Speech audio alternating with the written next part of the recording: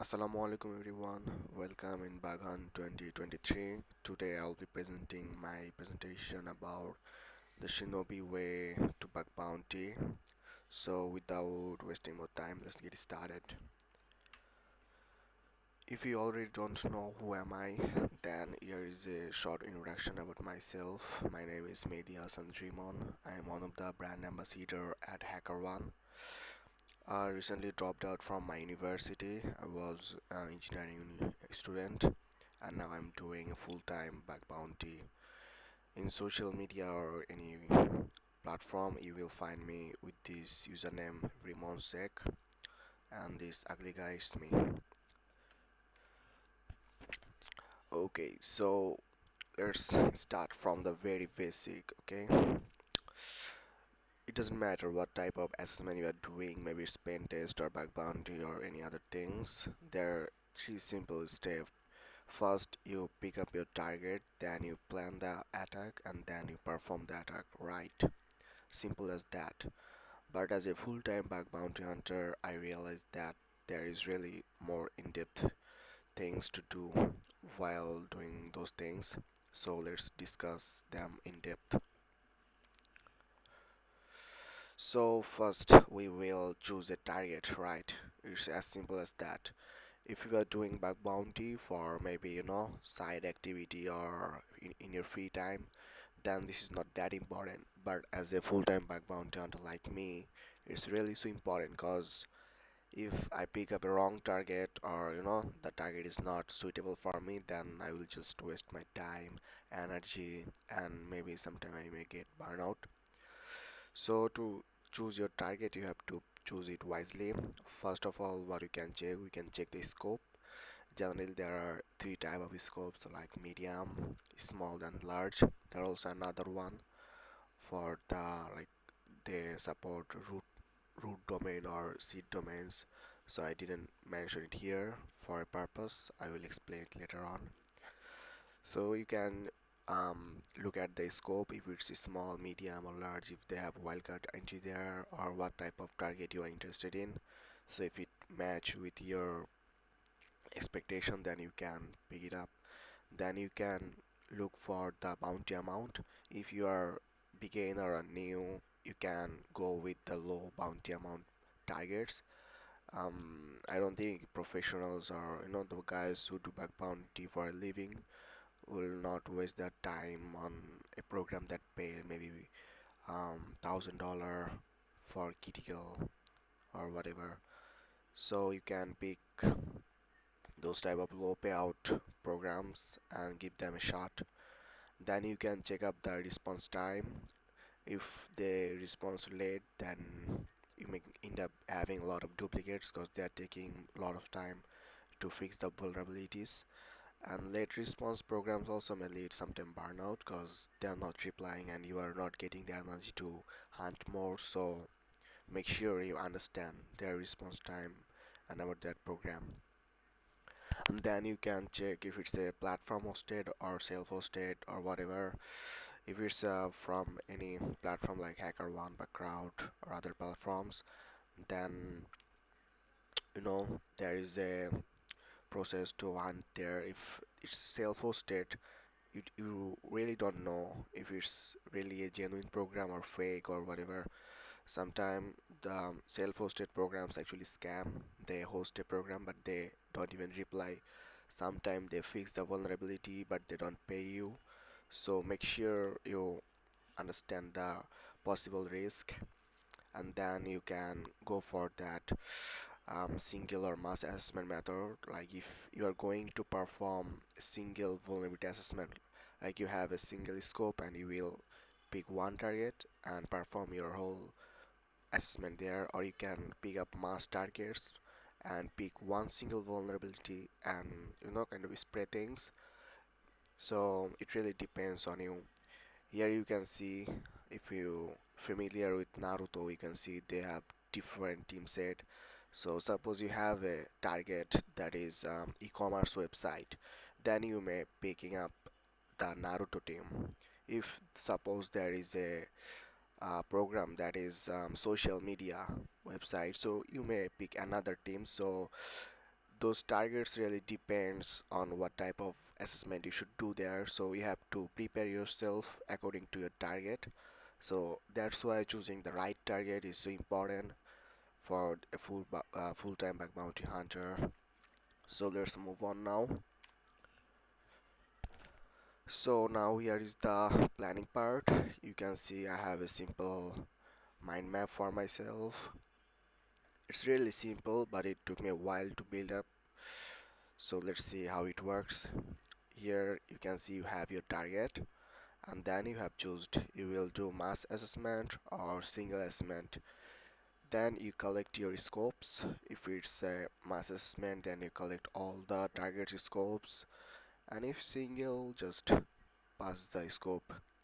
And then based on the scope, I mean if the scope is a small scope or maybe medium or maybe large, so you perform your recon based on these scope categories, and after your recon you store some data for monitoring. This is really so important, because if you are monitoring your target every time they make a change, you are there for perform your vulnerability testing, right? So in this way you will be faster and you will get less duplicate if you monitor. But monitoring targets is really hard. I mean, you will get messed up sometime while monitoring. You will messed up with your data, but if you can do it properly you will get benefit from it. So I will recommend you to store your recon data and try to monitor your target. Storing recon data will benefit you in future, of course. So you can deploy VPS for yourself and you can use that for monitoring and storing data only. So it will help you. And then you can try some spray and pray things. Some guys don't really recommend doing this, but this is my way. Actually I do spray and pray things. If you have a lot of targets and you found some kind of endpoint that is interesting, you can pass those endpoint in whole all targets and see if any of them are vulnerable or not. So this is really simple, so you may end up getting some duplicates. I don't know, but this is something I do. And then you do some kind of deep dive with your targets. You take each of the endpoint or application and then you deep dive into them. So let me give you a short practical explanation how it works. Okay, so you have your scope right, and then you have performed your recon, and then what I said you to store your recon data or something, or you also can do kind of spray and then this deep drive part. What I mean by deep drive, suppose you have a target site.com, okay? So after performing a reconnaissance, you found some endpoints like register or maybe sign up, those kind of things. Suppose it's a dev area, so in dev area, sign up and this kind of endpoint is really juicy. So you can spray and spray this kind of words or endpoints through the whole scope, and during your this part you will get some kind of data, you know they are available there or not, and then based on this output you can perform a deep dive. You may register dev account and you can look into those subdomain how it works. So you get the idea. First you spray, then you see if there any kind of thing get back interesting, and then you deep dive into them. You can do in your own way, but this is something I do. I found a lot of dev related issues by doing this way. It take a lot of time, and also sometime you may get end up having nothing, but it's a good thing to give it a try. Let's back to the presentation again. Then you attack, map your attack surface, and then you approach for the vulnerability. Finding those endpoint is really not a vulnerability itself. They may a sign of a vulnerability. Then you map your attack surface like by poking around the whole application, and then you look for the vulnerabilities. And if you find a vulnerability, you perform the report writing part. And after spraying or praying things, if you like you are spraying again with some kind of excess payloads, if it get executed, you send it for a report. And sometimes you can do some push updates about your targets, like in if you're an hacker one, there's a bot actually that push updates on each program host when a new program get hosted, so you can try those out. As a recon guy, I love to monitor my targets, and they always try to update me about my targets. So this is something I do in this way. You can follow this or you can make your own, but if you have a plan of attack mind map, then it will help you a lot. Well, now let's talk about some kind of recon weapons I use maybe. I have divided them into three parts. For DNS recon, then you have that HTTP and you have port. So for DNS enumeration, what you can do, you do active and passive. If you already watched my one of my previous talk, there I mentioned how it works, how those active and passive enumeration works. If you don't know about it, then there is no problem. You can check that out, or you can do some research yourself. So I use this tool PureDNS for active enumeration, active subdomain enumeration, and then you have dmat. It perform a permutation over your finded subdomains. For passive enumeration, I use the common tools, subfinder, amas. Then you have find domain, asset finder. I guess those are enough for a passive enumeration. And for active enumeration, the word list really matters. If you have a custom word list, then it will help you a lot, or you can use the community versions. And then you have your HTTP enumeration part. I use HTTPX for the probing part, and then I have FAF for fuzzing, content discovery, and then I have curl for some manual testing. You can use anything you want. And for passive, I have I have some crawler out there like Go Spider, those tools, and there are also other.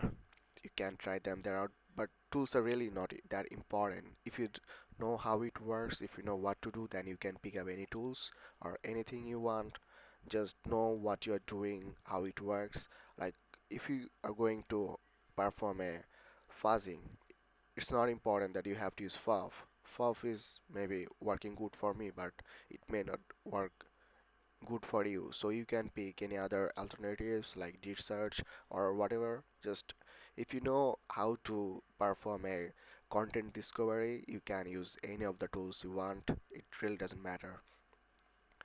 For port scanning on a single target, I use Nmap as everyone do.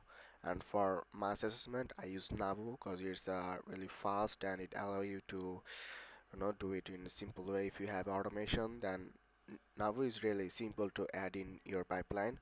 I tried some other tools, but they're really hard to adjust, I guess. So this is an example of the Recon tools I use. You can follow these or you can make your own. Now let's talk a bit about some offensive weapons that I use. So for attack surface mapping, I have my web suite with some common plugins. The logger plus plus reflector. This one really helps.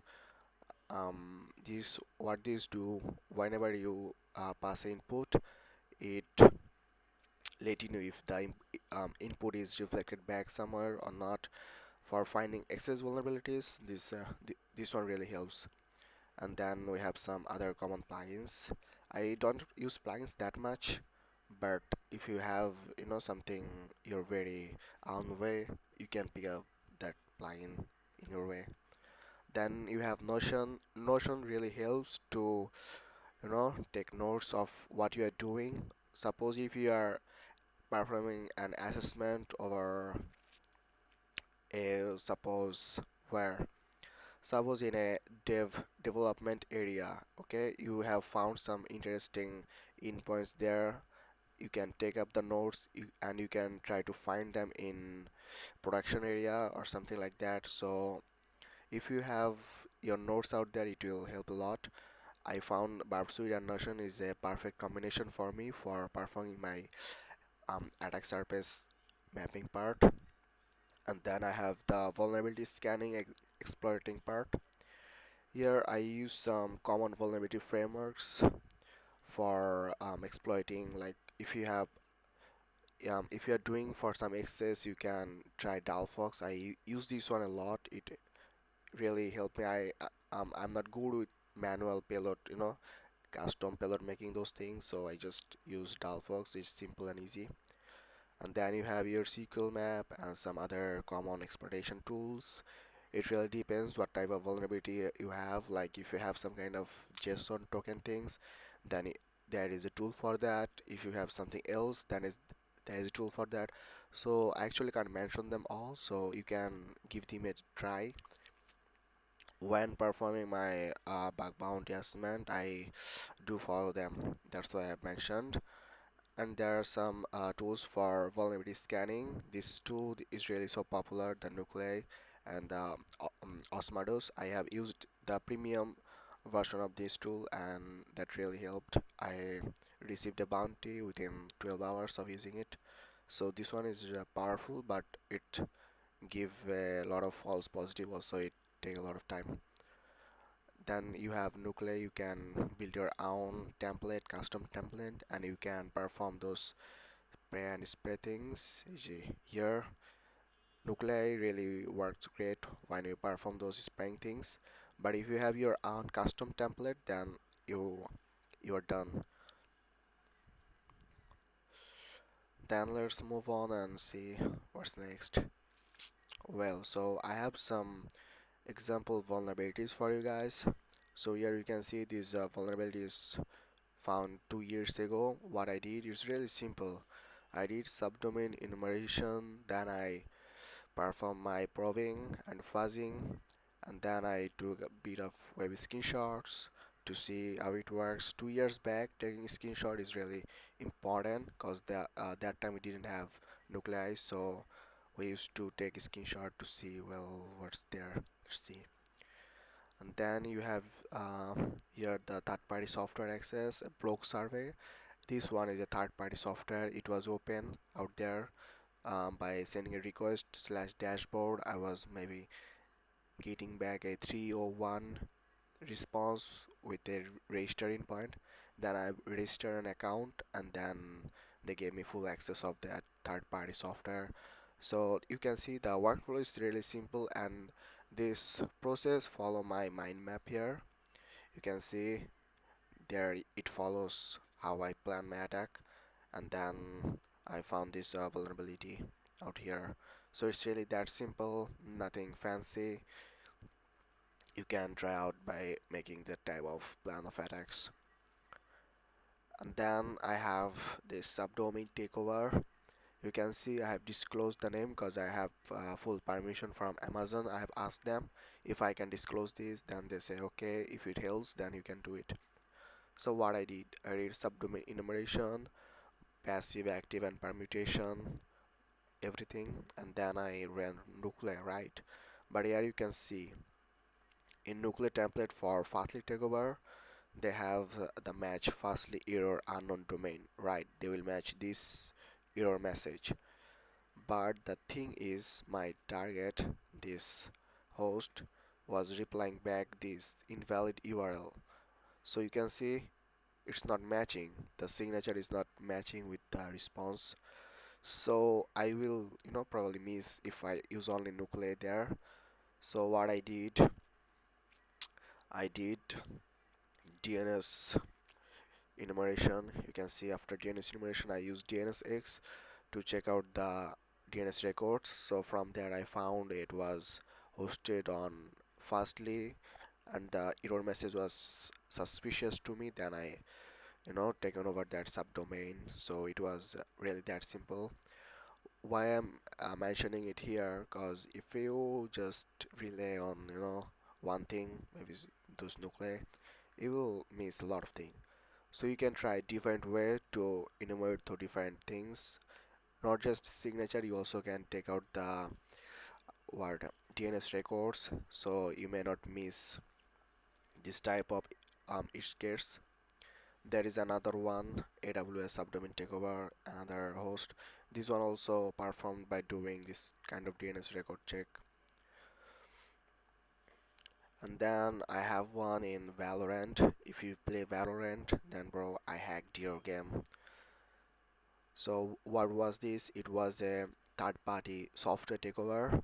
And what I really did here, I did a subdomain enumeration, passive active permutation. You can see this subdomain is really complex. You can see this is found by doing permutation and then perform directory fuzzing and took web screenshot, and then here is the third party. We can take over from there. It was hosted in a place where I can claim it and it will be mine, third party takeover. Trajan named it. I really don't know why they named it third party takeover. It's like just like subdomain takeover, but it was a web application hosted in a instance. And then I have one for manual testing. Till now, the vulnerabilities I mentioned are not performed by doing manual testing. They're all performed by Recon and some spraying pray things. So this one, it will take you a manual testing. So here you can see you have your manager account in a web application, and you have your admin account. So for the admin, you can see there is a lot of options: configuration, questions, participants, review, all those things. But for the manager, there are only two options: review and write review.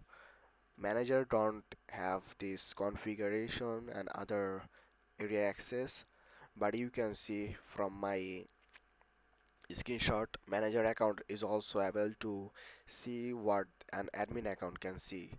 So how I find it, I just simply took this URL, configuration URL of this user, and then I pasted it on this manager account browser. So by force browsing, manager was also able to see admin account things.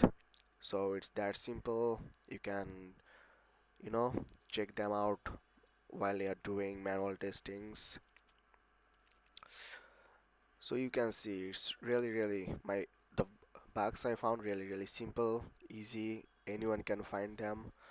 And the plan I have for my enumeration attack on whatever, it also really simple, anyone can do this. But the thing is, very few can actually do it till the last, cause it take a lot of time, lot of energy, concentration. You will see a lot of failing attempts, but if you keep trying, you will end up getting some good vulnerabilities to make a report. So I hope you guys enjoyed my talk. It was really simple and short. So yeah, I can see a lot of people from outside have joined us, so I really don't want to make things complicated for them. So this is just a simple explanation how I do my assessment and how it works. Hope you have enjoyed. If you have any kind of question, you can let me know. So have a good day. Bye bye.